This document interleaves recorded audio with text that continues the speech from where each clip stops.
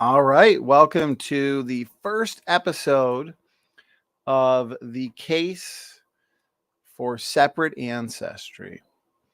So this is Donny, and again, this will be episode 1 of a very important ongoing series that discusses the topic of ancestry. One could say the great ancestry debate in great detail. And so your two models are universal ancestry, which would basically say that all life, including humans, chimpanzees, whales, and strawberries, are related through common ancestry. Separate ancestry would say that there exist distinct boundaries, what we as a biblical creationist would call a kind boundary. And specifically, when focusing on humans, we would argue that humans are created special, but also created separate from any other form of life. That would include any of your great apes, right? Your chimpanzee, your gorilla, your orangutan, your bonobo. And what this series is going to do is provide overwhelming evidence for the separate ancestry model. And it's going to be a lengthy series. I am going to essentially touch on everything on the topic of ancestry. And I spend hours a day watching and studying lectures from the other side, and I make sure that they're the most up-to-date lectures. And when I say the other side, I'm talking about human origins, out of Africa, genetics, ancient DNA, and these kinds of fields and topics. And so this series is going to give you the most up-to-date case, one could say, for separate ancestry. And let's just get right into it. So this is episode 1, a literal Adam and Eve. I have written numerous books. As a ministry, we've published about 15 or 16. I personally have written about 8 now, and several on this specific topic. So here's the special creation book, Dismantling Evolution and Confirming Independent Origins.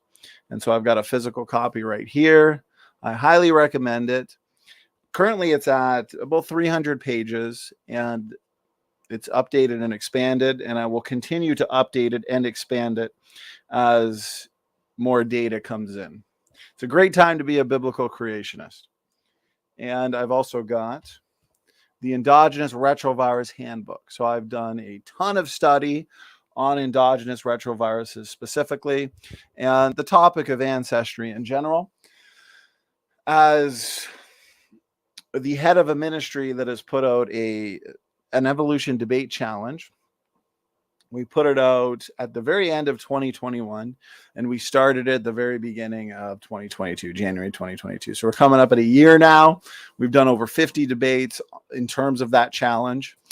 And one argument that comes up almost every debate, at least with the more informed evolutionists, are endogenous retroviruses. And so I took it upon myself to therefore write a comprehensive book. This is about 200 pages. And so in this book, you'll find the most thorough explanation of endogenous retroviruses when it comes to the separate ancestry model that's out there. As a matter of fact, in my study for this book, and in my study as I was writing this book, I didn't come across really anything, even from the evolutionist side, that is as thorough as this book on the endogenous retrovirus topic. So I could be wrong on that. I haven't seen everything out there, but the point is I highly recommend it. I would say for both creationists and evolutionists. Okay, with that out of the way, let's get right into it. And we can see here the separate ancestry model. The Bible claims to be the history book of the universe. And so when we start from the Bible And here are several passages directly from the scriptures. Okay, this verse, for example, here, Genesis 2:7.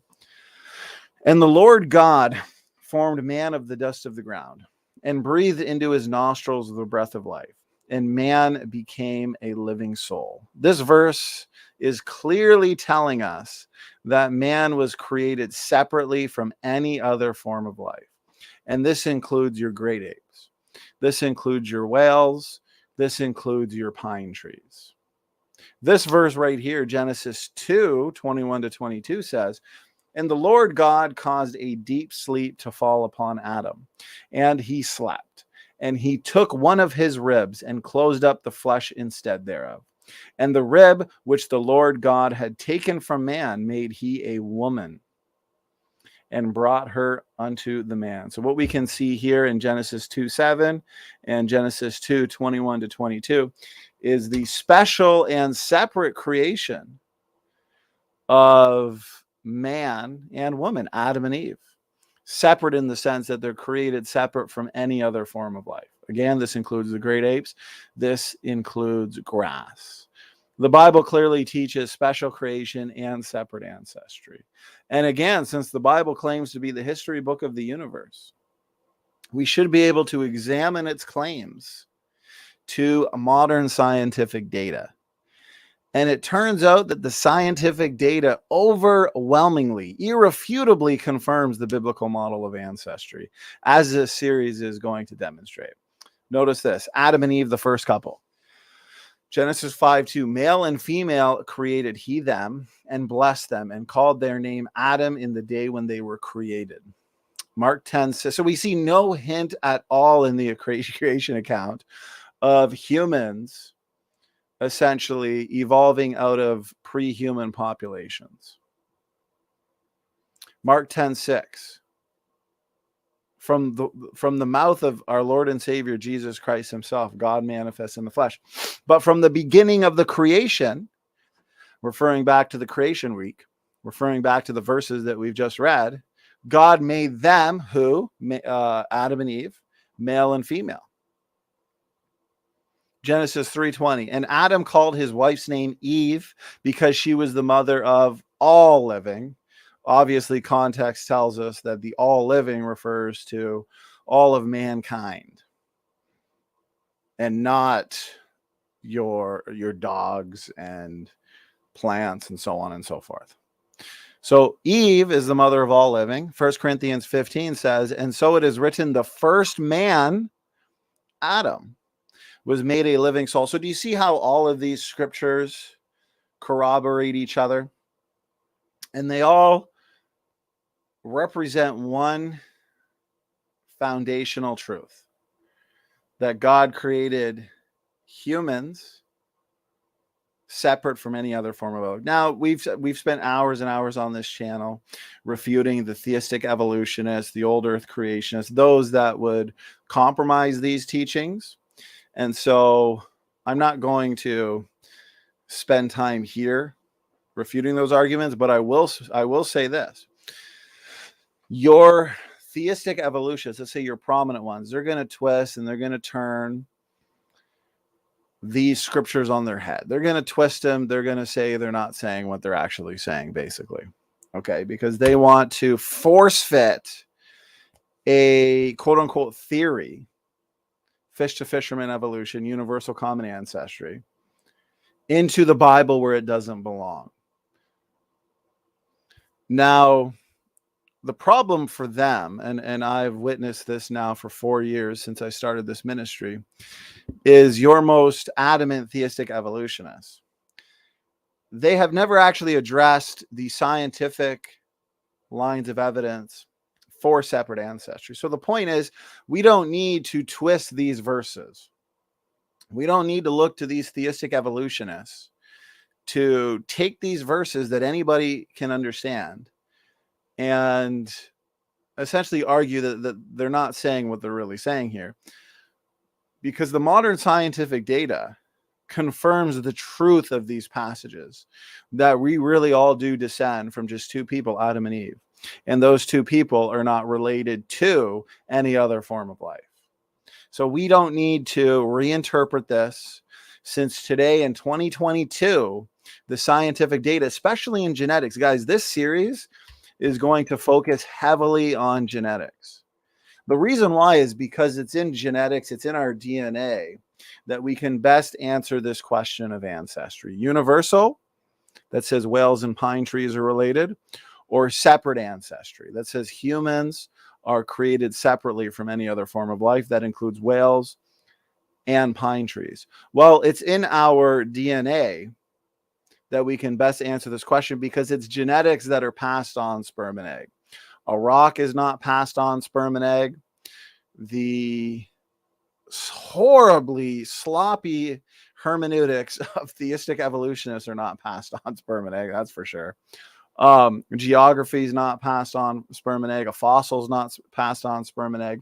And therefore, we can directly answer this question of ancestry in our DNA. And we're just beginning to understand the DNA language. And so this series is going to focus heavily on DNA function, the overturning of junk DNA. I'm going to refute the critics.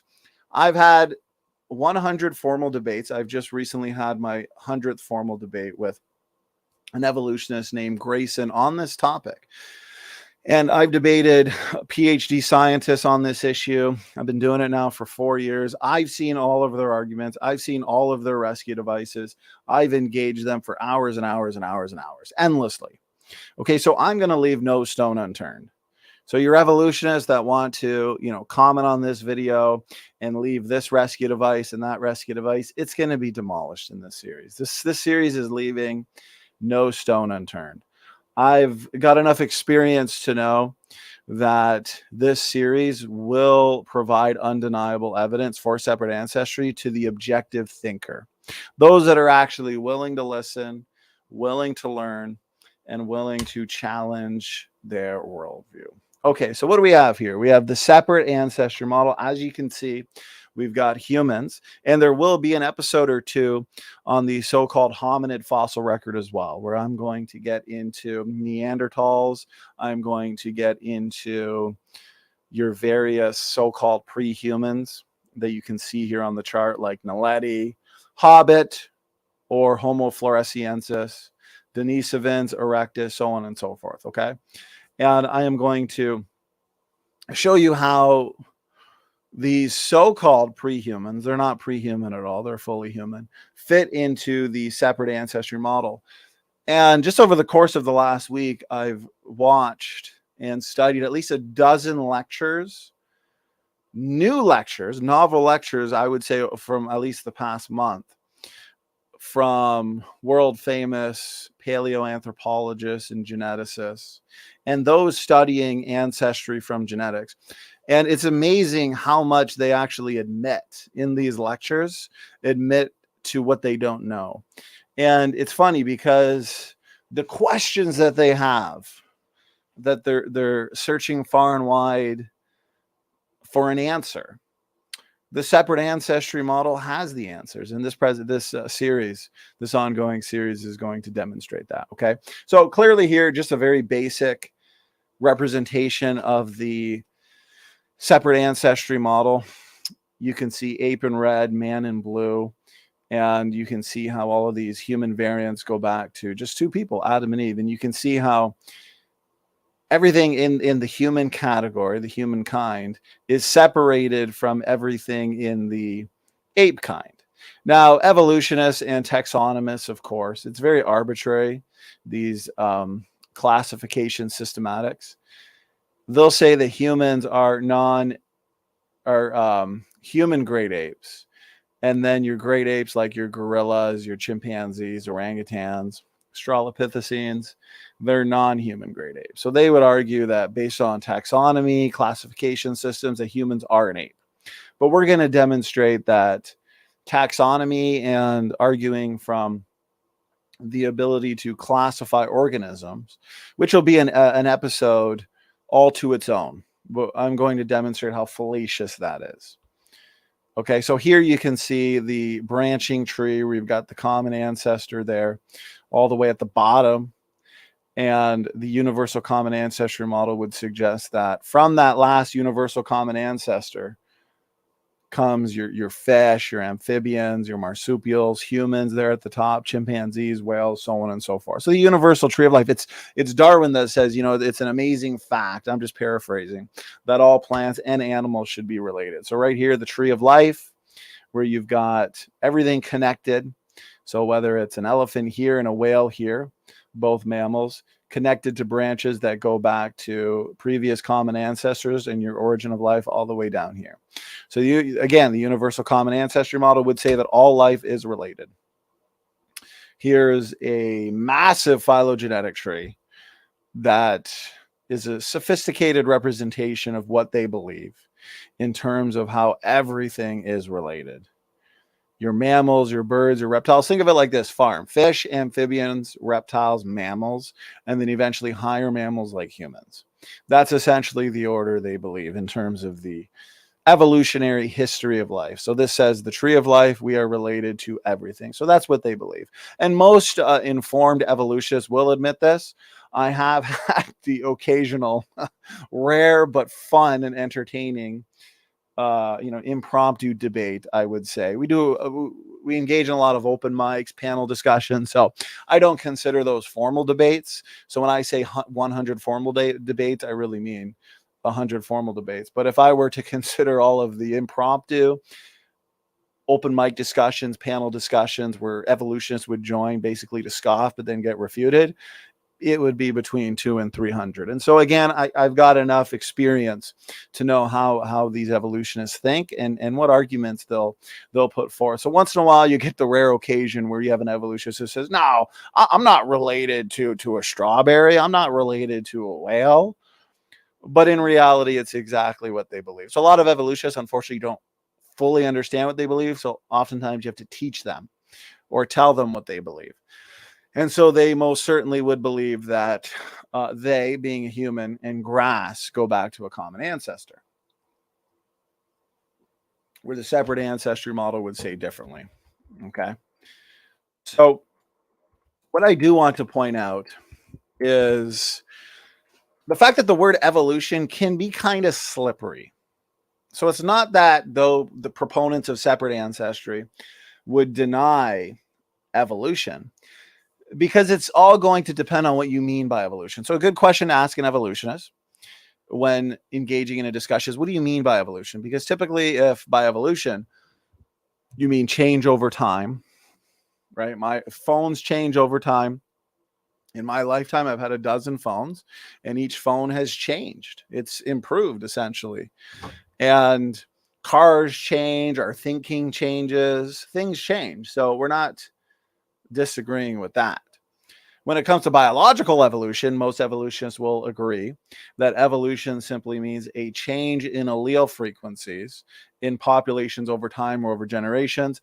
Allele, fancy word, just means the fact that genes come in different forms, genetic variants, flavors of a gene, one could say. And then frequency just refers to the frequency of that allele or variant in a population. Could be at a high frequency, could be at a low frequency. We are going to discuss in great detail over the course of this series why allele frequencies, the distribution of these alleles in human populations, is actually testimony to the out of Babel dispersal and the biblical model of ancestry in general. So yes, we believe in change. We believe in changes in allele frequencies. Okay. What we don't believe is by changing, that necessarily means dogs and banana plants are related through common ancestry. If you're going to say that dogs, wolves, coyotes are related, yeah, we're not going to have a problem with that. Okay. But if you're going to say that dogs, wolves, coyotes, and banana plants are related, well, yes, that is where the evolutionist has now left science. They've entered their philosophy.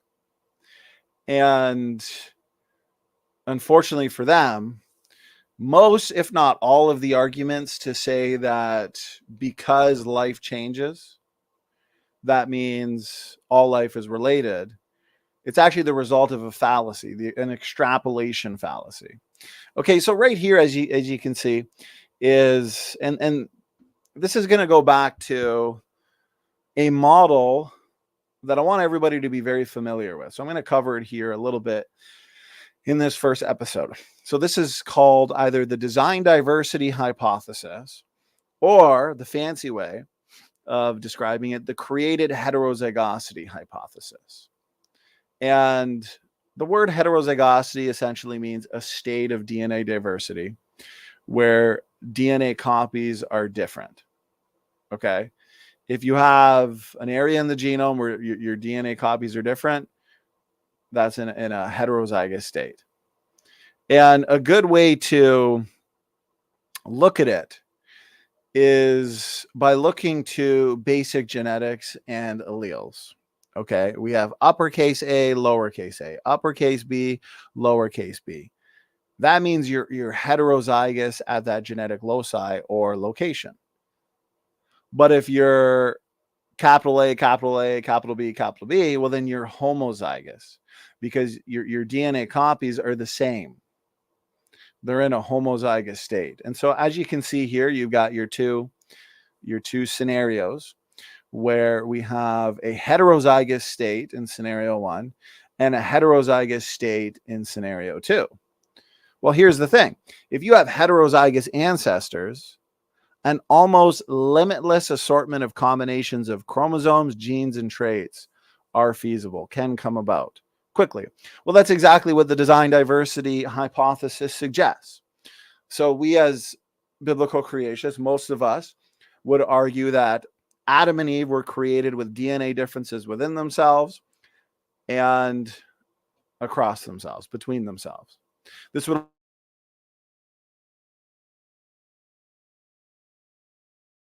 also apply universal population, original created phyelid population, original created canid kind.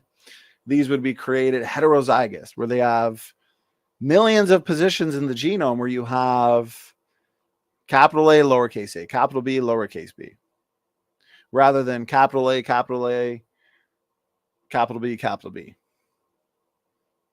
The Bible tells us God commands us to be fruitful and multiply, commands Adam and Eve to be fruitful and multiply. The command, fulfilling that command would make zero sense if Adam and Eve and the created kinds of animals were designed with high levels of homozygosity. That would imply that the command is be fruitful and clone yourselves. No, that doesn't make any sense. To be fruitful and multiply and to have variation on the planet, what makes most sense scientifically and therefore theologically as well, since the command to be fruitful and multiply is found in the Bible, would be that God created Adam and Eve and the original created kinds in a state of heterozygosity. And so you have this heterozygosity, and it is applied to millions of positions within the genome. And through processes like recombination, where these design variants can be shuffled up, and gene conversion, which essentially can shuffle up single nucleotides, you get new chromosomal combinations and new varieties of traits, of combinations of traits quickly. You can get novel morphologies because that diversity is pre-existing. It is manifested essentially. And it's the evolutionary model. They explain the vast majority of DNA differences, autosomal nuclear DNA differences, as being the result of mutations over time. So they need millions of years for novel variations, for an increase in phenotypic complexity. But if the DNA differences are already built in, front-loaded at the start, then we don't need, as biblical creationists, millions of years to add the necessary variation for change based on mutations. It's already built in. So in a single generation, you can have the recombining of these created variants, these beneficial variants, and it would lead to variation quickly. Because again, these DNA differences are built in. And that's where, and I'm going to have an entire episode on it. That's where predictions come into play. Predictions on DNA function. If created heterozygosity is true, and Adam and Eve were created in a state of heterozygosity, we would predict that the vast majority of DNA sequences, DNA differences, DNA elements like endogenous retroviruses, allele sequences, pseudogenes would actually represent functional DNA elements. I'm here to tell you right now that that is the case. And it's only getting better more and more as more papers come about every single month, essentially. But that the details of that will be saved for another episode. And okay, with a little background and kind of setting up for this episode, we're just going to get right into the fun here. Okay, so this right here is a Y chromosome phylogenetic tree. And it is a tree of all the major Y chromosome families in the world. This was specifically created by Dr. Robert Carter. And I will recommend, obviously, books and papers throughout this series. But here's one that I highly recommend to get a really good idea in terms of what's going on here.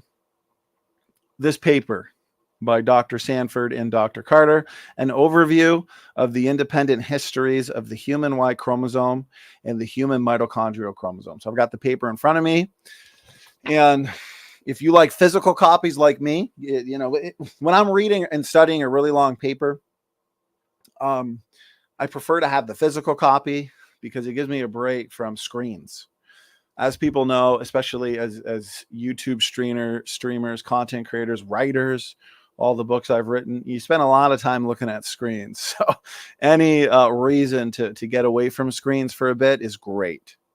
Great for the eyes, I'll say that. And so I like physical books, physical copies of papers. So again, I do recommend this because I will be referring to these phylogenetic trees quite frequently in this series. So firstly, I just want to say in a nutshell, we have two ancestors. One Y chromosome ancestor, one mitochondrial DNA ancestor. That's it. One worldwide Y chromosome, one worldwide mitochondrial genome. And you can take every single Y chromosome on the planet, and every single Y chromosome is nearly identical, 99.999% the same. No matter what two Y chromosomes you're looking at, you can build a family tree, and every single male Y chromosome. Now, I should say your Y chromosome and your mitochondrial DNA, they are what are called uniparentally inherited DNA compartments. So the Y chromosomes pass down on the father's side. I got my Y chromosome from my dad.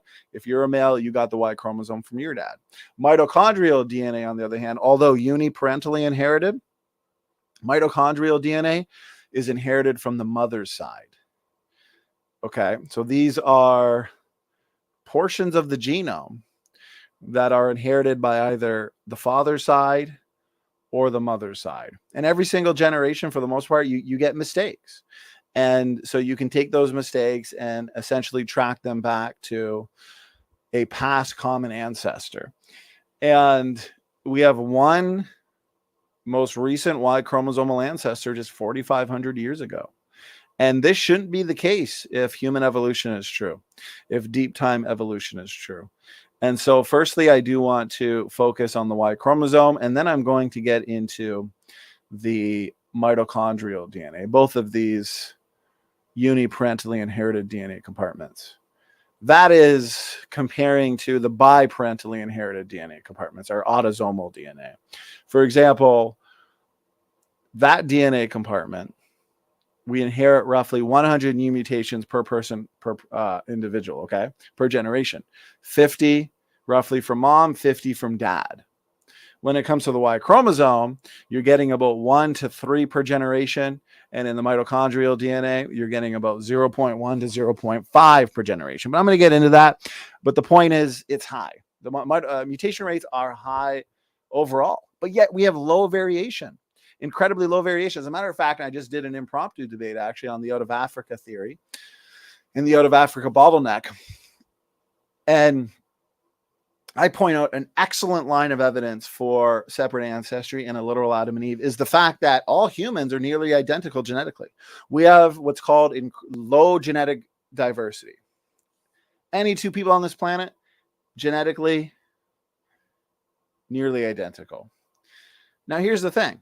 If God created two people, Adam and Eve, just 6,000 years ago, what does that do? That automatically restricts genetic variation. And so what would we expect as biblical creationists? We would expect low variation in humans today. That's exactly what we find. It was a shock. It was a surprise to the evolutionary community. Think about it. If the evolutionary story is true and humans go back about 200,000 years ago to an out of Africa scenario, and even before that, humans go back to Erectus, go back to habilis, go back to Australopithecine-like ancestors that are on this planet for millions of years. Well, that's millions of years of what? Mutation accumulation. If every single generation we're accumulating mutations, and mutations add something new because it's adding something that was not previously there. Now, I'm not saying it's adding or increasing phenotypic complexity, adding body plans. No, I'm just saying it adds diversity. Diversity that was not previously there. This type of diversity that mutations add is akin to the dents, the dings, the scratches, the rust marks on your car, or typographical errors in a text. Yes, over time, the text is getting more diverse from its original form, and your car is getting more diverse from its original form, but it's not getting more diverse in a good way. It's actually getting more diverse in a worse way because it's accumulating damage, but more diverse nonetheless. And so you'd have a lot of genes floating around in the evolutionary story, put it that way. And so their expectation was and should be high levels of genetic diversity, not low levels of genetic diversity. The low levels of genetic diversity in humans is exactly what we would expect as a biblical creation. So the evolutionary community, they had to invoke an out of Africa population bottleneck. Essentially a rescue device. It's post hoc, it's ad hoc. And why they invoked this is to explain the low levels of diversity in human mitochondrial DNA, Y-chromosome, autosomal DNA. And it doesn't work. It doesn't work because this bottleneck in Africa that would have had humans reduced to, let's say, between 2 and 10,000 people, some say as much as 30,000 people, it would have had to be not a one generation bottleneck like the biblical bottlenecks, a long-term population bottleneck that experiences severe inbreeding in order to reduce necessary levels of heterozygosity and increase the necessary levels of homozygosity to explain the levels of genetic variation today. You'd have to have an extended population bottleneck with inbreeding. But the problem is what results from inbreeding is the manifestation of deleterious alleles that have accumulated over time, and they lead to rapid and exponential genetic degeneration. Diseases are manifested. Inbreeding is not good. Inbreeding reveals the hidden reservoir of genetic mistakes that have accumulated over time. And so rather than being a beneficial bottleneck, because these evolutionists want to say sometime after this bottleneck, human beings exploded out of Africa. They exploded into all parts of the globe and seized dominion over the planet. And today we've got the space shuttle, airplanes, cars, computers, smartphones. I'm recording a presentation here over my laptop, over StreamYard, and all of this out of a near extinction event. No, this inbreeding, this subsequent inbreeding would have left that population of 2 to 10,000 incredibly genetically compromised. And so there's no way they're going to spread out into all parts of the world and seize dominion over the planet. We have an example today. Cheetahs are down to 7,000 roughly. 10,000 years ago, now 7,000.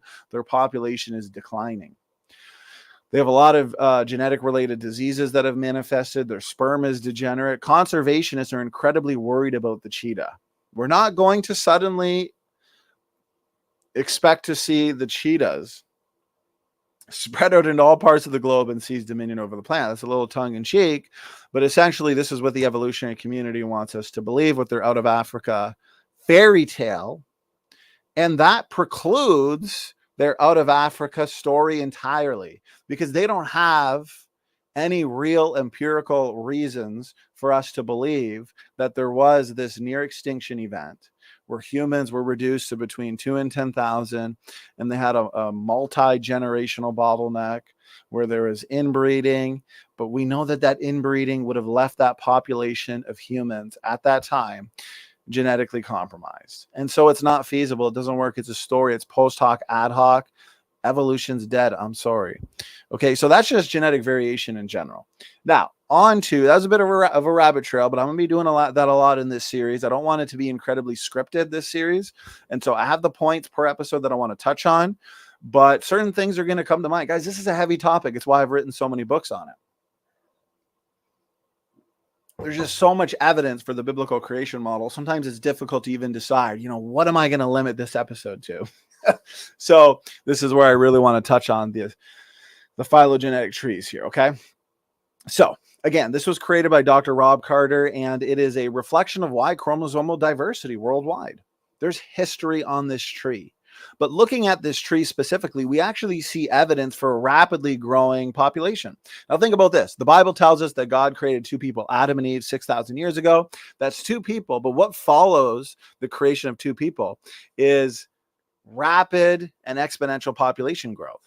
And then 2,000 years later at the flood, the human population is reduced to 8. Noah, his wife, their 3 sons, Shem, Ham, and Japheth, and their 3 wives. Okay, that's interesting. But what follows that is, again, rapid and exponential population growth. Now, for a few hundred years after the flood, they don't spread out in all parts of the planet. They isolate at the Tower of Babel. Then the languages are confused, and then they spread out in all parts of the globe. And that's where we can get into things like Y chromosomal DNA differences, and how we have very specific, we have geographically specific Y chromosomes. Asian Y chromosomes, African Y chromosomes, European Y chromosomes. And the reason we have this is because after Babel, you have different people groups with the male lineages essentially leading the way into all parts of the world. And so as people groups spread out and become isolated rather than all being an intermingling population, that means they're going to accumulate their own independent mutations. And that's what's interesting, is the Y chromosome has incredibly low variation. And so if deep time evolution was true, and we've had people groups spread out in all parts of the globe accumulating their own mutations, then we should have some highly divergent Y chromosomes on the planet. And yet we don't find that. And so the evolutionists are really, really stuck here. And allele frequencies, okay, we find a lot of rare alleles. If it's rare, we know it's new. It's newer, I should say.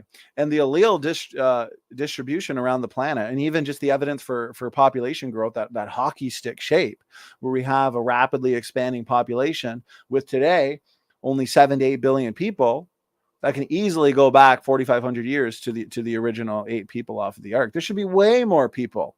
There should be way more people if deep time evolution was true.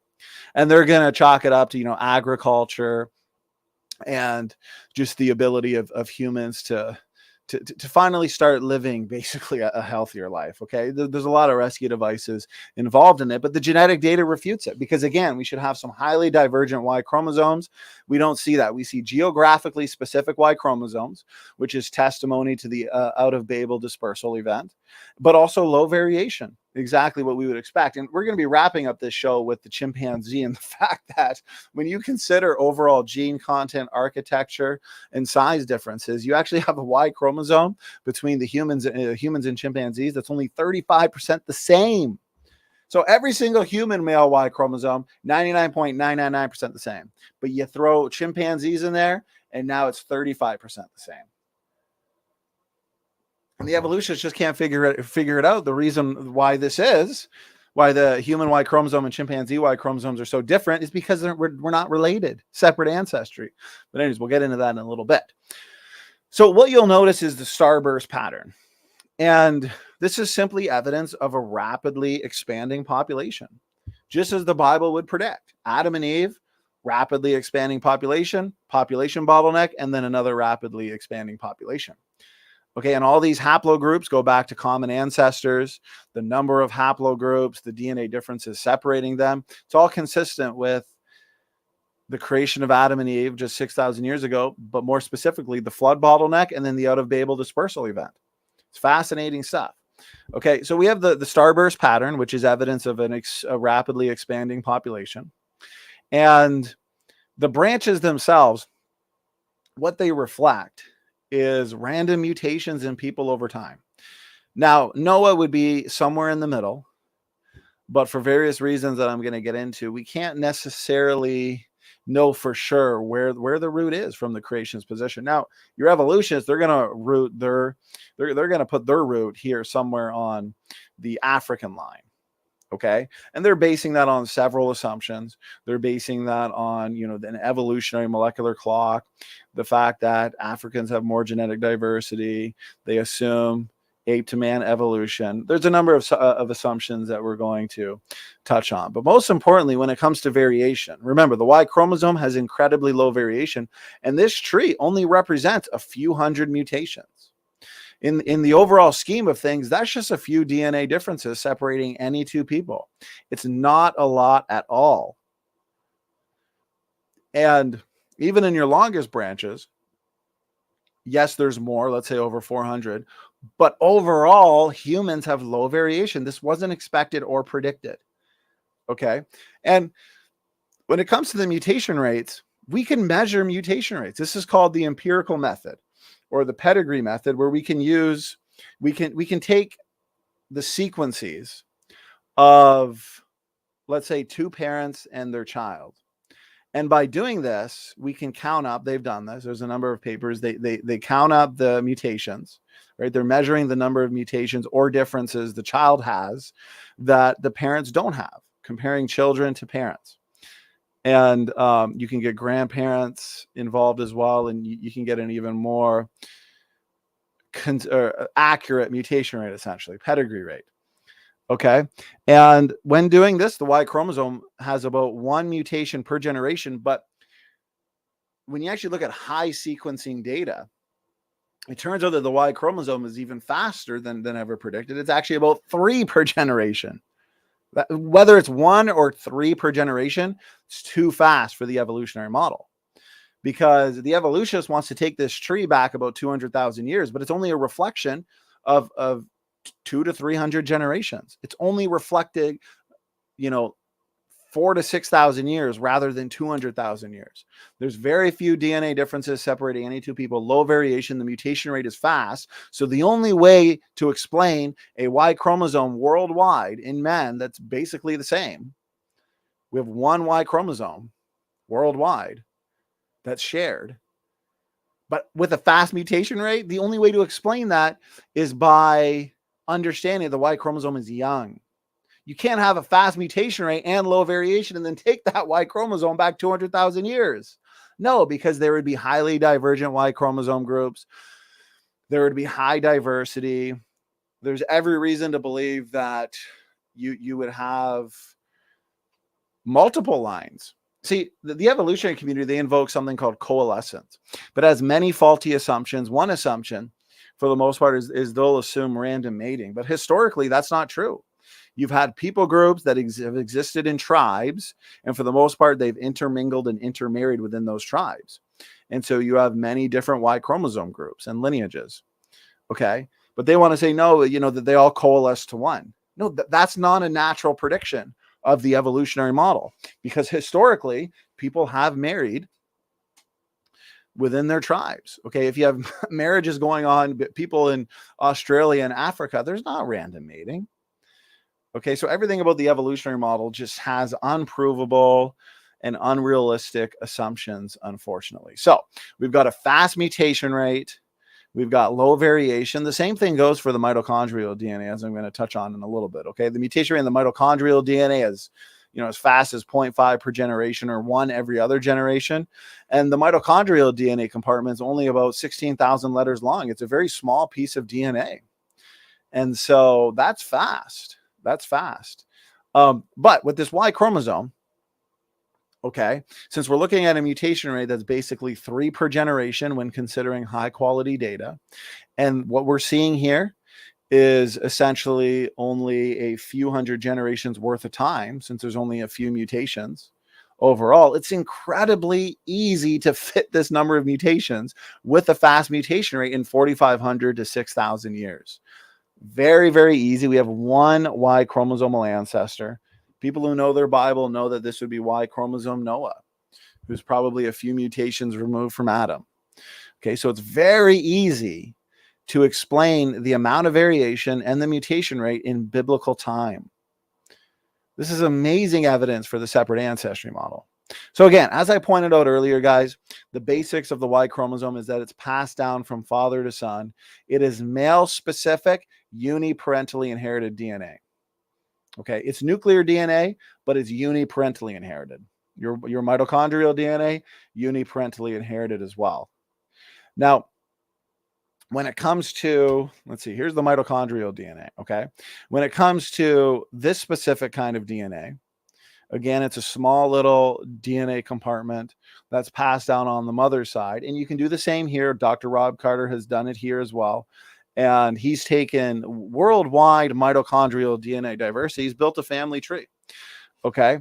And similar to the Y chromosome family tree, we see what? We see that starburst pattern. We see evidence for an expanding population, a rapidly expanding population.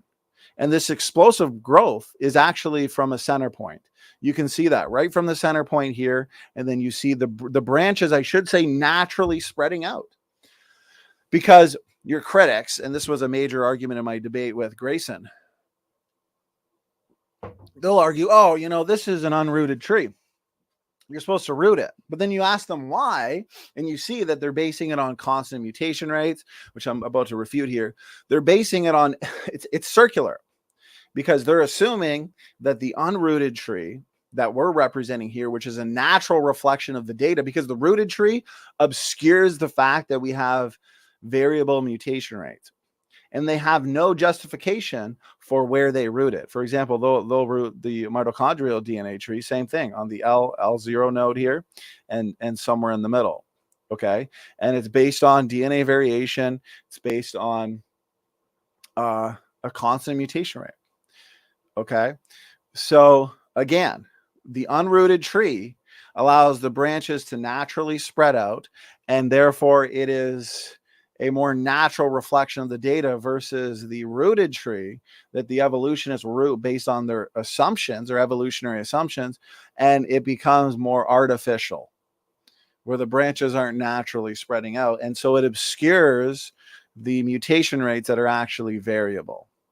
Okay, so again, in this tree, in the Y chromosome tree, what we have is the explosion.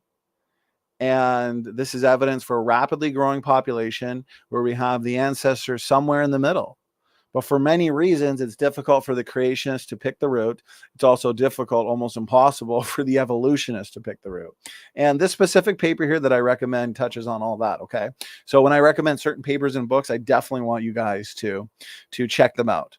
Okay, so when it comes to the mitochondrial DNA, it's the same thing. The mitochondrial DNA is nothing like the chimpanzee mitochondrial DNA. And what we have is one woman, just like here, one man, low variation, fast mutation rate, explosive growth from a center point, evidence of a rapidly growing population, exactly what we'd expect from the Bible. And so it's you can't ask for better evidence than this. You can't ask for any better evidence than this. This tree is only a reflection of dozens of mutations, with the most being 100 or more on your highest branches. So you take any two people, and we're only separated by between 20 and 25 mutations. That's the mean. Okay, that's the average. That's very, very low. That's a trivial amount of diversity to explain in biblical time. It fits perfectly within the separate ancestry model, the biblical time frame. So what do we have? Evidence for one man, Y chromosome Noah, that gave rise to all the men in the world. And we have evidence for what? One female that gave rise to every single woman on the planet, mitochondrial Eve. The diversity in both of these DNA compartments tell us that these DNA compartments are young. They tell us that universal common ancestry is false, and they confirm separate ancestry. They confirm a literal Adam and Eve. They confirm a literal Adam, Eve, and Noah. Noah being our last Y chromosomal ancestor. Now notice this. Notice the HVR haplogroup. This is the most common in Europe. Okay. And what you'll notice, these branches, you can count up the mutations on these branches. The evolutionists are going to assume that the branches equal time. Remember, they use assumption-based methods, which I'm going to get into a little bit more in this video. But here in this haplogroup, the HVR haplogroup, we actually have all of these branches. Okay, all these people, they go back to a female ancestor, one female ancestor. You see branching patterns all throughout this phylogenetic tree. Now, if all these people represented by these branches came from a common ancestor in the past, and notice here, if you can see my cursor, the branch lengths, since they equal the number of mutations, this tells us that in the same amount of time, in the same family, they're picking up twice as many mutations as their closest living relatives. People existing at the same time that have more mutations, they've picked up more mutations than their cousins. What this tells us is there is no evolutionary molecular clock. This refutes the evolutionary molecular clock because we have people that are picking up more mutations than other people in the same amount of time.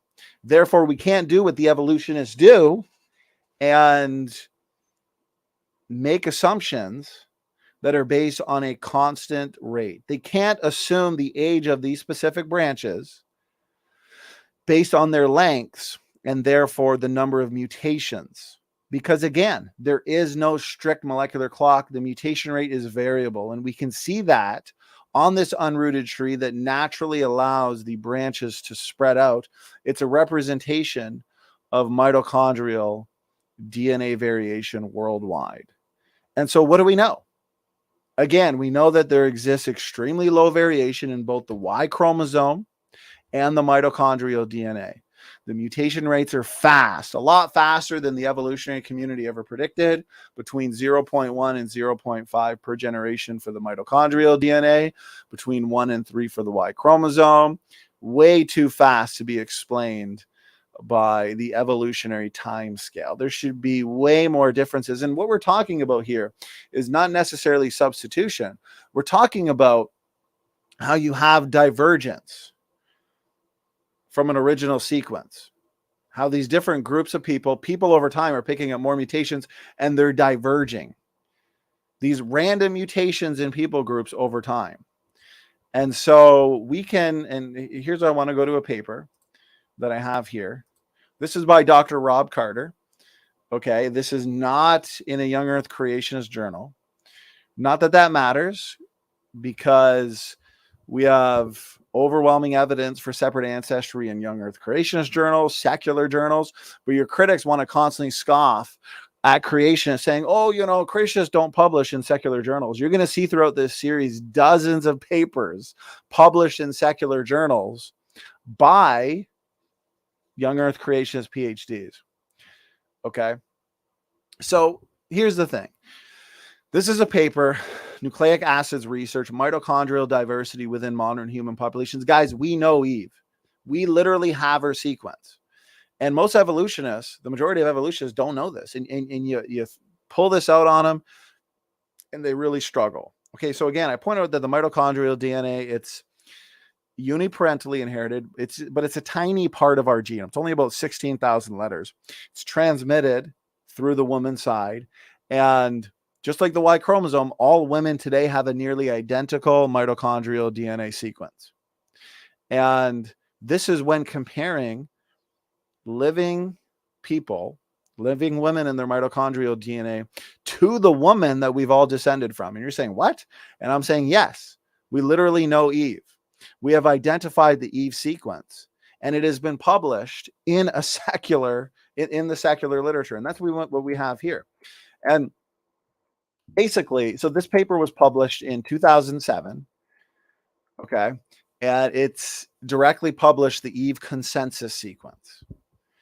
And so this is compelling, and it provides us a very thorough description of Eve's mitochondrial sequence.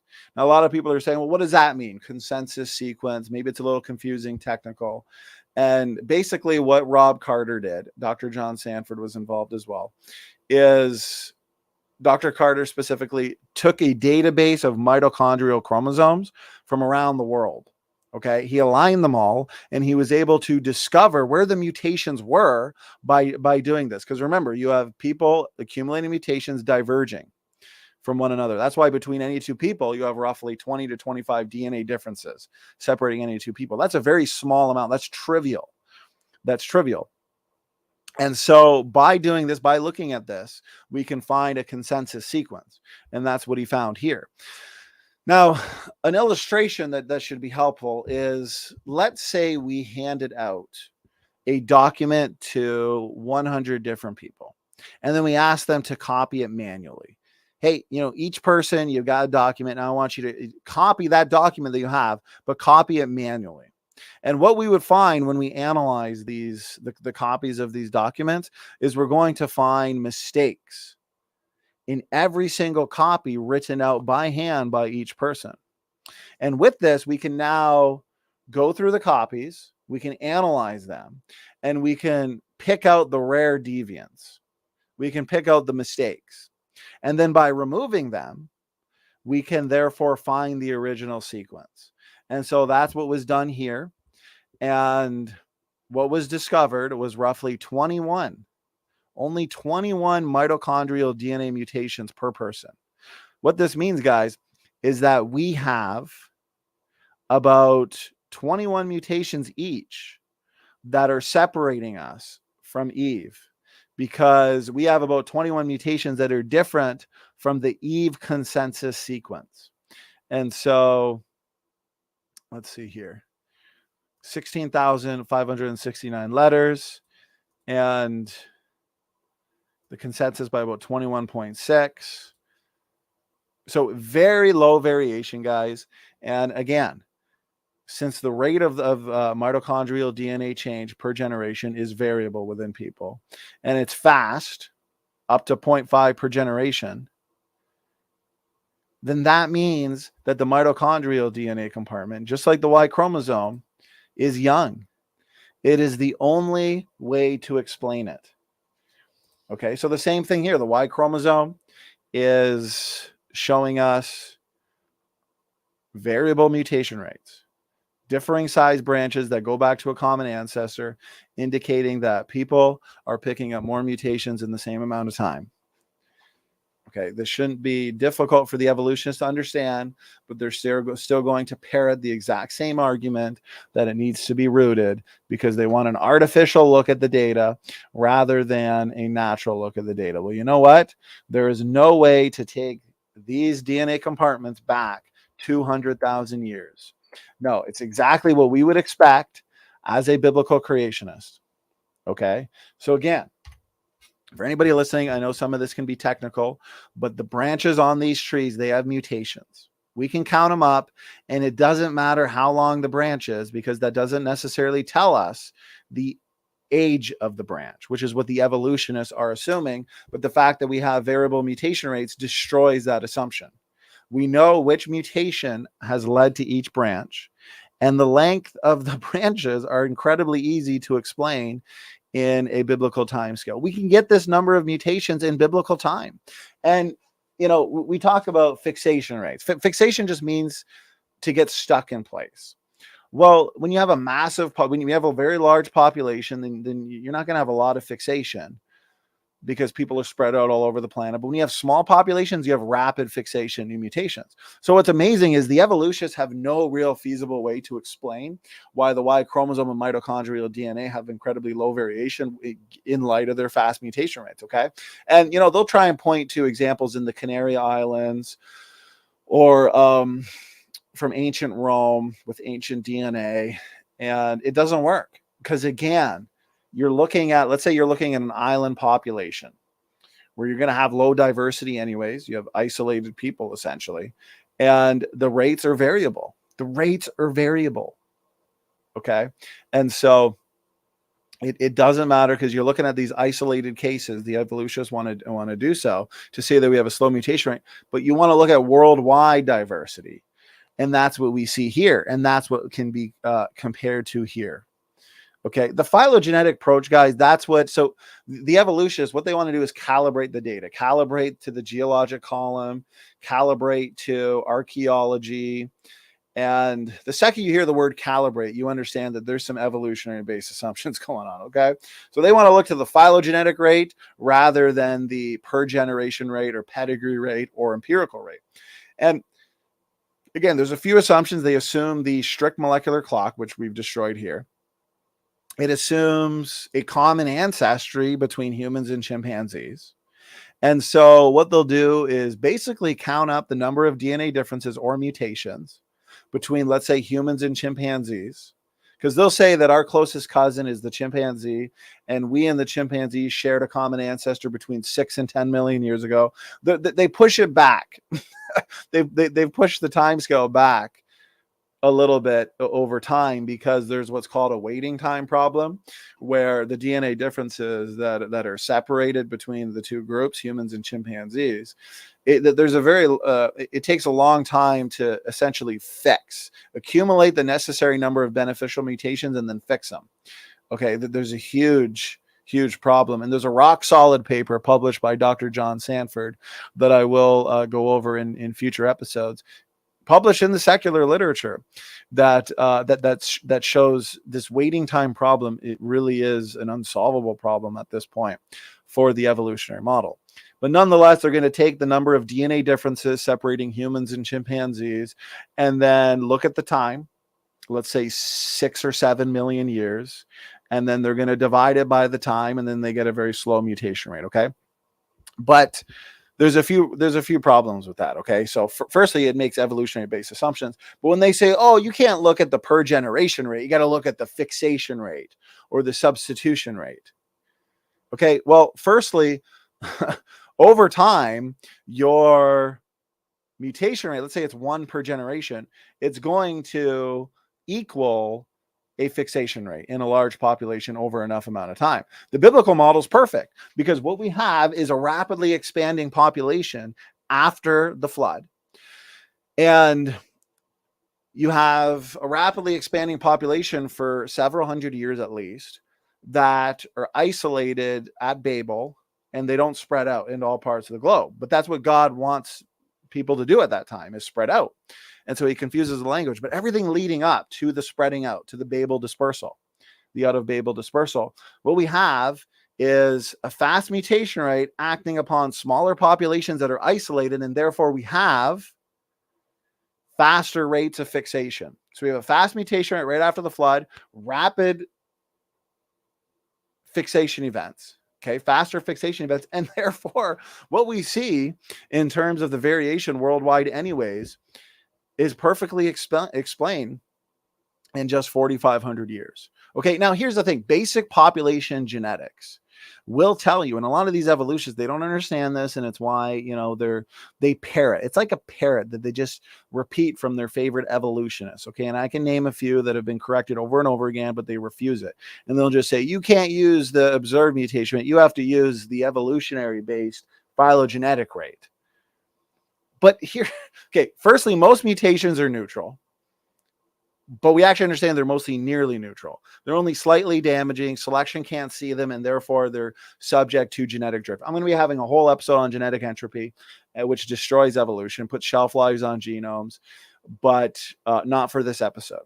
But why this applies is you have nearly neutral mutations that are unselectable. They're invisible to selection, and so they spread throughout the population. Now, yes, many are lost to genetic drift, but many are also not lost. Here's an analogy or an illustration that, it kind of comes to mind right now. It might not be perfect, but think of a mountain or even a hill where you just have millions of people climbing up that hill. Well, you're going to have a lot of people that can't quite make it up to the top of the hill. You have a lot of people that fall off the hill.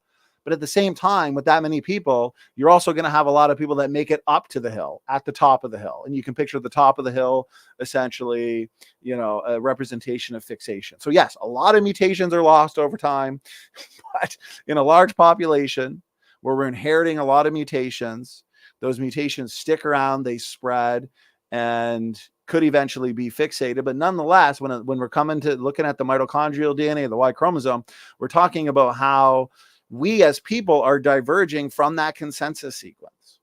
We're diverging from each other. And when you actually look at the DNA differences separating people in the mitochondrial DNA, it's only between 20 and 25. That's nothing. Again, that's trivial. Okay, so these arguments don't work. These arguments don't work because the rate of fixation of neutral mutations that selection can't see, and so they spread, but they're still slightly deleterious, but they're just not deleterious or damaging enough for selection to see. Yeah, if you have some big mutation that hits the mitochondrial DNA and, kills a person before they can reproduce, then selection has removed that mutation from the equation. Or if somebody's hit with a mutation in the embryo and that person obviously dies in the embryonic stages of life, then they're not going to pass on their genes either. These are big mutations. Selection can see big mutations. Selection can get rid of them. But since most mutations are nearly neutral, they accumulate. And yes, through genetic drift, a lot are lost, but many are not. And it's the many that are not, the ones that float around, the ones that could reach fixation. For one, they degenerate. But nonetheless, we have a lot of mutations accumulating in the human population with only low variation. That's a problem. That's a problem. So the rate of fixation of neutral mutations in a population actually equals the neutral mutation rate. And so look at it this way. If the rate of mutation accumulation is 1 per generation, let's go with the lower number for the Y chromosome, 1 per generation. And let's say you have 1 million individuals. Well, the population of 1 million individuals will be substituting 1 letter in its genome every generation because of neutral mutations. And so this argument doesn't work that says, well, you can't look at the observed mutation rate, because this argument that's parroted, because we have to be looking at the substitution rate. It doesn't work. And you can even look at known historical events and archaeology, like, these evolutionists want to do at the Canary Islands. Still doesn't work. Still doesn't work. Plus, in an isolated islander population, you might actually have more bigger mutations that are seen by selection. And so that population might harbor lower genetic variation, lower numbers of genetic variation, more mutations might be removed in that population. So we got to look at worldwide DNA variation, look at the overall mutation rate in people today, and this is where we can get a consistent number and a valid conclusion. That conclusion is separate ancestry, a literal Adam and Eve, a young genome. And you're not going to find any of your, especially your theistic evolutionists, that want to twist the scriptures and argue that it's not saying what it's saying, that we do essentially go back to, pre-human like ancestors or people outside the garden. No, that doesn't work, because the evidence suggests that we all came from 1 man and 1 woman. And Dr. Jensen, he's taken it as far here, and this could be the case too, where you have the 3 major haplogroups, L, M, and N. That's what these are, L, M, and N. Okay. And you can see how all your branches go back to these 3 major haplogroups. Well, this is the mitochondrial DNA. So think about this. You have, and it's up for debate, because maybe the R haplogroup is, one of Noah's daughters-in-laws, or it could be a post-Babel dispersal event. So there's some amazing research here. But anyways, he's pointed out L, M, and N, 3 major haplogroups, where R could be a post-Babel dispersal event. Okay, so you're still left with the 3 major haplogroups. And yet we have Shem, Ham, and Japheth and their wives, but mitochondrial DNA is passed down on the mother's side. And yet we all came from those 3 reproducing couples. And so you have 3 main haplogroups, and therefore we would have came with coexisting women, the 3 wives of Noah's sons. That is pretty amazing. You have 3 major haplogroups, and the Bible tells us that essentially every single woman on the planet today came from those 3 women. And we as men would all come from Shem, Ham, and Japheth. Okay, because remember, the lines on the branches don't necessarily represent time, but represent DNA differences. And because L, M, and N are separated by just short branch lengths, what that tells us is that these 3 women were only separated by a few mutations. And so they could have certainly lived at the exact same time. And this is pretty amazing. Now, I want to point at another model, and this has to apply with the Y chromosome. Another reason why we can't trust the molecular clock. And this is called patriarchal drive. Okay. And patriarchal drive basically points out the fact that biblical patriarchs would be having kids at really old ages. You know, Dr. Rob Carter has basically said the mutations that are passed on from Shem, Ham, and Japheth, their genetics would have been genetic poison because they're living hundreds of years. Noah's living hundreds of years in the post-flood world where you have a massive shift in environment, especially. And therefore, more mutations could be passed on. Okay, because if you have really old people like the biblical patriarchs, Noah, Shem, Ham, Japheth, for example, they're having children later in their lives. Well, they're going to produce children that have a ton of mutations in that one generation. And so if we look at a long branch that's closer to the flood rather than today, closer to the flood, then that could indicate one generation where that generation was hit with a ton of mutations rather than being many generations or deep time.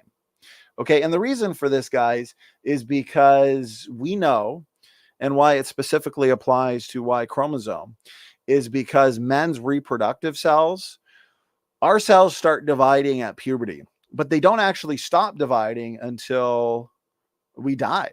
And so we as men, we can have older children, we can have children later in life. And patriarchal drive is so important because it means that early biblical patriarchs could be producing kids with very long branch lengths right at the beginning, right after the flood. And so you have these abnormally long branches for hundreds of years after the flood until the age essentially decreases to, let's say, less than 100, where the evolutionists are going to look at the branch lengths and they're going to assume that this is time. So you have variable mutation rates. You have patriarchal drive as a possible factor. Okay. And what's interesting too is the evolutionists, they'll point to African diversity, not understanding that, you know, Africans have more PRDM9 genes, which I'm going to get into a little bit as I wrap this up. Mutation rate or African populations have a very interesting history. And there's paper after paper that discusses just how interesting, you know, their history is, the environmental conditions that African tribes have been subjected to. But you could have had populations founded by early biblical patriarchs who moved into Africa after Babel, still living hundreds of years and passing on more mutations. And if you have isolated tribes within Africa, we have this massive dumping of new mutations, but also a small population. Well, with founder effects and, you know, rapid fixation, you're going to have essentially each tribe becoming unique, having their own set of DNA markers. Okay. So just because Africans have more mutations, more diversity, longer branches, doesn't necessarily tell us that they're an older population. Okay. And this is where I want to talk about. So right here, pedigree-based mutation rate, just to solidify this here. Notice this, and this is from 2022. Pedigree-derived mutation rate across the entire mitochondrial genome. Estimates of the mutation rate with a non-phylogenetic approach, which is the pedigree analysis. Count up those differences, grandparents, parents, child, are reported to be approximately tenfold. Notice that, tenfold higher than phylogenetically derived rates. And it's circular. They want to assume archaeology. They want to assume ape to man ancestry. They want to assume the geologic column when those are the points in question. So they're assuming their model to essentially prove their model. Okay, notice this, hypermutation. Guys, hypermutation is a reality. What does this say? This is 2022 paper.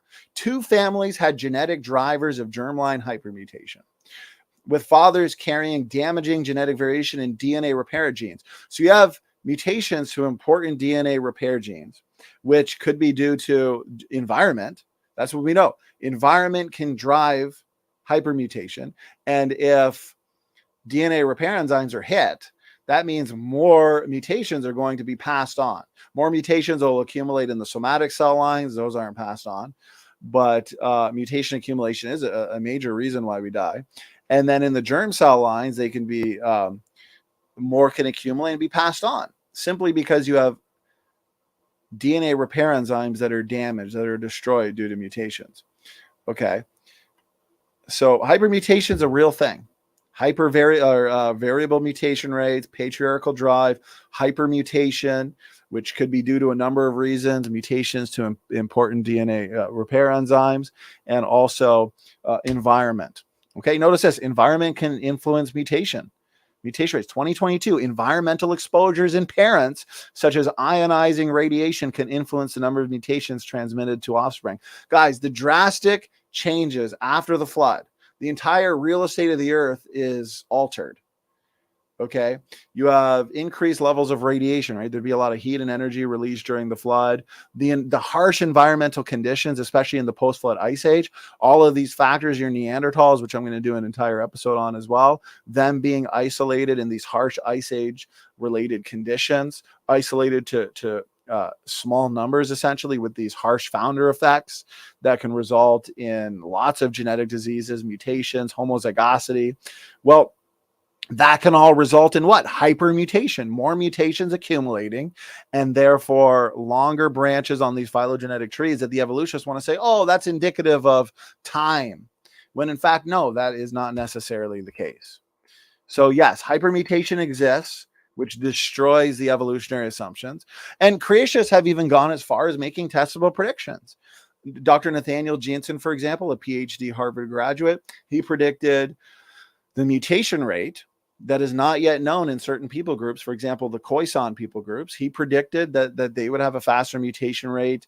And, again, mutation rates could also, more mutations could accumulate simply because more generations. If I think it was a UN survey showed that Africans historically generally married at a younger age. And so if they're marrying at, let's say, 15, which is relatively long, then more generations can pass, more mutations. But nonetheless, environment can result in hypermutation. And so even if it's not more generations, more mutations can be passed on, or people groups that are closer to the equator could be hit with more radiation, hit with more problems. And so there's so many factors you have to consider. Notice this, again, 2022 paper. We also found that the overall point mutation rate is somewhat higher. No, significantly higher in Africans than in Europeans in the HBB region studied. In my debate with Grayson, he's trying to say, oh, it's just in that region. And it's like, evolutionists, unfortunately, they have a lot of unsophisticated thinking. They don't make any testable predictions because they are assuming a constant rate. But if you have one region that has a significantly higher mutation rate, not just a moderately higher, but a significantly higher mutation rate, it's pretty absurd to think that that's only the region, right? This region was studied, but as time goes on, we'll study more regions. And even with that specific region that's accumulating more mutations, well, that means there's going to be an overall higher mutation rate, okay? And so notice this, our findings, none of these are creationist journals. Our findings imply that defects in DNA repair genes can increase germline mutation rates. Let me read that again. Our findings imply that defects in DNA repair genes can increase germline mutation rates in addition to their well-established impacts on somatic mutation rates. So somatic cell lines and germ cell lines being affected. These post-flood environmental conditions, the radiation associated with it, the harsh conditions, the ice age related conditions would be essentially your perfect conditions to drive more mutations into the population. Okay. And another thing is your genetic landscapes of these populations, let's say Africans versus non-Africans, they're not necessarily telling us about the age of the population, since there are many factors that can drive or influence genetic landscapes. And why I'm saying this is because we do have differing levels of genetic variation in Africans, more genetic variation, but we also have more pieces of DNA in African populations. And so the evolutionists will say, oh, more pieces of DNA means more recombination. And so more recombination, more pieces of DNA, and older population. Well, recombination is a process by which pieces of DNA are broken and recombined to produce what? We talked about this earlier. With created heterozygosity, produce new combinations of alleles. Okay. But what the evolutionists fail to understand is that we actually have a very interesting DNA element. Okay, this is a gene. It's called the PRDM9 gene, and it's a driver of the genetic map. So remember, genetic landscapes are altered based on a number of factors, and the evolutionists have these assumptions that these factors are always constant. For example, mutation rate or recombination rates. And so we have this PRDM9 gene, and it's actually designed, its job is to look for a specific set of letters on the chromosome. And when it finds those letters, it grabs onto it and then recombines. And the fact is, African populations actually have more PRDM9 sites than Europeans. And because PRDM9 elements are drivers of genetic landscapes, and more recombination per generation means a population therefore has the ability to harbor more genetic diversity, well, populations undergoing more recombination will consist of what? More pieces of DNA. And notice this, the landscape of recombination. It talks about how the larger number of hotspots available to West Africans, it's talking about the PRDM9 alleles, and they occur at greatly increased frequency in people of West African ancestry, have led to a shift in the recombination landscape compared with people of non-African ancestry. Thus, the shorter extent of West African linkage disequilibrium, notice this, is not due to differences in demographic history alone, such as the lack of an out of Africa founder event. So what do we have? We have recombination rates that are driving, we have recombination rates that are faster in Africans, which means because you have more of these PRDM9 genes, and mutations, they can destroy these sites. And every time a mutation destroys a site, there's one less site or one less gene available, essentially, DNA element available for recombination. Okay, so you have this specific populations like the Africans here that are able to harbor more genetic diversity over periods of time. They've had an interesting history. And so it doesn't necessarily tell us that they're an older population. Notice this, PRDM9 influences the possibility of genetic exchange by determining the locations of meiotic recombination hotspots in most mammals. So there's paper after paper here, guys. I've actually done a whole video, probably about 6 months ago, possibly, on this specific topic. So basically, I'll wrap this specific topic up with this. More scrambling in a population means that population can harbor more genetic diversity. Go back to Adam and Eve. They were created with high levels of heterozygosity. They were created and front-loaded with DNA elements that are functional and beneficial. They have more hotspots. They have more working PRDM9 genes. They have more effective recombination, gene conversion. There's a lot of study going on with gene conversion as well that possibly tells us more heterozygosity means more gene conversion or more effective gene conversion. And so if you go back to Adam and Eve, where they have increased levels of genetic diversity and heterozygosity with no mutations, then you're going to have faster recombination rates, more effective scrambling, both in terms of recombination and gene conversion. Gene conversion is essentially able to swap single nucleotides, which is very interesting. And so, yeah, this PRDM9, it controls recombination. African genomes have more PRDM9 sites than non-Africans. And therefore, what does this tell us historically? Well, there could have been more recombination in specific populations that were going into Africa after the Tower of Babel dispersal. And those populations going into Africa that have more working PRDM9 genes and sites will be able to harbor more genetic diversity. And so, you know, it really is just an amazing time to be a biblical creationist because we have such amazing data, genetic data, that's just confirming our model more and more every day. So here's the last thing I want to discuss in episode 1. So as you can tell, this one was comprehensive. Can't promise you every single episode will be this long, but there's a lot to cover. And this is just 1% of the entire series, guys. There's so much to cover. So again, we talked a lot about Y chromosome, mitochondrial DNA. And so we have the Y chromosome, incredibly low variation, but it turns out that the Y chromosome between humans and gorillas is more similar than when comparing humans and chimpanzees. When comparing human and chimpanzee Y chromosome, guess what? It's only about 35% the same when you consider overall size differences, architecture, gene content. Here's a visual here for you from this important paper that I highly recommend, the Y chromosomes of the great apes, and then link to the picture here. Notice the human Y chromosome.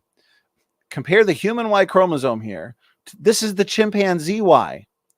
Guys, the Y chromosome between human males is nearly identical and a fast mutation rate, yet we find no highly divergent Y chromosome groups on the planet. Low variation, one Y chromosome ancestor. Look at the chimpanzee, half the size, completely different, nothing alike. And apparently the chimpanzees are our closest cousin. Now look at the gorilla. They love to talk about their nested hierarchy. There's no consistent hierarchy here. Notice we would say the chimpanzee and the bonobo go back to a common, let's say, archetype, ancestor, right? My separate ancestry model would say you've got the human kind, chimpanzee and bonobo kind, which would go back to an archetype, gorilla kind, and then orangutan kind. And the Y chromosomes of these creatures, of these kinds, demonstrates exactly what I'm saying. Because even though the bonobo Y chromosome is different than the chimpanzee Y, it's not that different, especially when you compare it to the human Y or the gorilla Y. The gorilla Y and the human Y are much more alike than the chimpanzee and bonobo. And you have people like, Gutsy Gibbon and some of these more popular militant evolutionists. They want to say, well, no, the human and the gorilla Y are not more similar when, you compare XYZ. And it's like, no, we want to compare everything. Okay. Because they want to make assumptions on what happened after the various splits and the branching that has taken place. Okay. No, what we look at is the entirety of the Y chromosome. It's half the size. So already it's starting 50% the same. Again, here's the human Y, here's the chimpanzee Y. Chimpanzee and bonobo Y are pretty similar, which makes sense that they go back to original created kind. Gorilla is its own kind. Notice the gorilla Y. Again, it's an inconsistent hierarchy because your human Y and your gorilla Y are more similar to each other than human and chimpanzee Y. Guys, the reasoning for this is separate ancestry, and this alone refutes universal common ancestry. The Y chromosome, for the most part, is non-recombining DNA. It should be relatively more stable. We know that the human Y chromosome mutates fast, low variation. And so since it's accumulating a lot of mutations per generation, but it's still basically the same worldwide, that means it's young. It hasn't had enough time to accumulate a lot of differences. Notice this. Despite a recent divergence of these species, this is from an evolutionary paper in 2020, not a creationist. Dynamic evolution of great ape Y chromosomes. Notice this guy, it's fascinating. So they're assuming evolution in their paper as always. They're assuming there was a divergence event, but this is fascinating what they say, what they admit. Despite a recent divergence of these species, roughly 7 million years ago, their Y chromosomes differ moderately. No, enormously in size and gene content. Guys, the Y chromosomes between humans and chimpanzees, nothing alike. You have people who are so unsophisticated, who haven't done any study on this type of stuff at all. Aaron Ra, who's got his phylogeny challenge, and it's like the best arguments debunking his phylogeny challenge he's not familiar with. Come on, Aaron Ra, let's see you put out a video on the Y chromosome dissimilarity between humans and chimpanzees. There's a challenge for you. Now, they'll come up with a lot of stories and hypotheses, and they take the stories directly from the paper itself, the original paper. I think it was in 2006 or 7, where it talks about how the chimpanzee and human Y chromosomes are incredibly divergent. And in that paper, they give up some plausible reasons, but they're untested. They're hypotheses.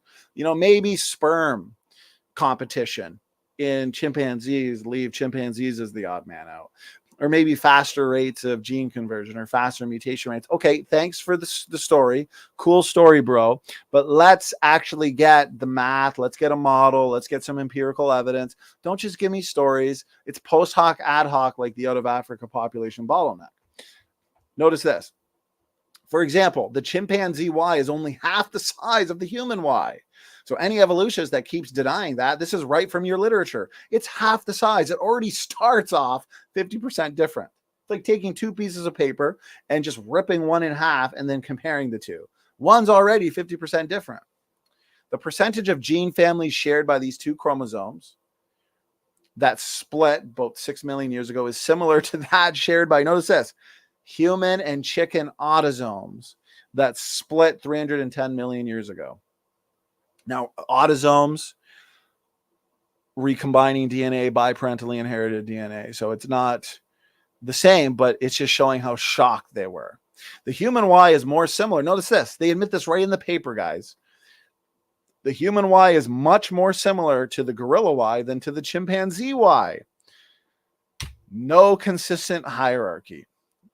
This is directly from the paper in 2010. Chimpanzee and Y chromosomes are remarkably divergent in structure and gene content. Notice this.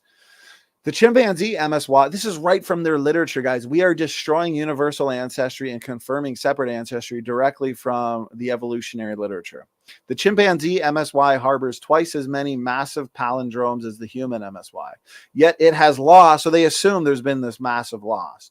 They can't even question their basic assumption of ancestry. Maybe humans and chimpanzees don't go back to a common ancestor, and this is based on so many lines of evidence that's going to take me 50 hours to get through. Yet it has lost large fractions of the MSY protein coding genes and gene families present in the last common ancestor. Surprisingly, however, more than 30% of chimpanzee MSY sequence has no homologous alignable counterpart in the human MSY. There's massive portions of the chimpanzee Y sequence that doesn't even have a homologue or anything to compare to in the human MSY. They're totally different, guys. They're totally different. What are the differences? There are two main classes of MSY sequences shared between the two species, ampliconic and X-degenerate. Humans also have X-transposed sequences, but the chimp does not. The X-degenerate regions of chimp and man differ by a full 10%. This is huge. This is massive, considering the so-called 99% identical claim that we have heard parroted. They love to parrot, these evolutionists, so often over the previous several decades. But this is only the beginning of the differences. To compare the ampliconic regions, they had to appeal to extensive rearrangement and rampant sequence gain and loss. You see how now they got to look at the Y chromosomes because it fits perfectly with the separate ancestry model that I showed you at the beginning in terms of the separate ancestry phylogeny. We have chimpanzees and bonobos, one created kind, orangutan, gorilla, and humans. And we can see this simply based on the Y chromosomes. So there's massive differences, size differences, sizable differences. Okay. The amount of difference in the Y chromosome between humans and chimpanzees was a huge surprise. And was the difference expected between human and chicken autosomes? So you can read all this yourself. Check these sources, guys. I'm going to start winding it down here. And here's the last slide I want to touch on. And this is episode 1, guys. This was fun. Pass it around, watch it a couple times, digest the information, and it's a great time to be a biblical creationist. So these guys, these evolutionists that want to post hoc, ad hoc, rationalize their way out of this, it ain't gonna work. It ain't gonna work. Okay. They can put forth their sperm competition arguments. They can put forth their increased rates of gene conversion, whatever they want. But you are going to have to apply mathematical models to try to demonstrate how a sequence can change extremely rapidly, including wholesale rearrangement of significant parts and the evolution of what? entire gene families in a relatively short amount of time, yet stay homogeneous within a species. This is going to be very difficult for them. Guys, even in gene expression, because even in the similar sequences between humans and chimpanzees, there's still massive differences in terms of gene expression, gene regulation, alternative splicing, epigenetics, the 3D genome's different. And I'm going to touch on all of that in subsequent episodes, guys. And we're going to wrap it up here. That was a ton of fun. Episode 1. And it's so funny, guys, because these evolutionists, they'll say there's no evidence for separate ancestry, or they'll invoke some kind of phylogeny challenge. And yet when you present them these arguments, they've got no response. They've got no sophisticated rebuttal. They've got no model. Refute the data, refute the model, show us a more superior model. Because everything that I've shown you in episode 1 here is perfectly in line with what? Separate ancestry model as demonstrated here. So with that, guys, episode 1 concludes, and I hope you enjoyed it. Let's see how long we went. Hour and 40 minutes. So there we go. Episode 1, a literal Adam and Eve, guys. Share this around. As I've said 10 times in this show, it's a great time to be a biblical creationist. So with that, guys, God bless, and Stand for Truth is out.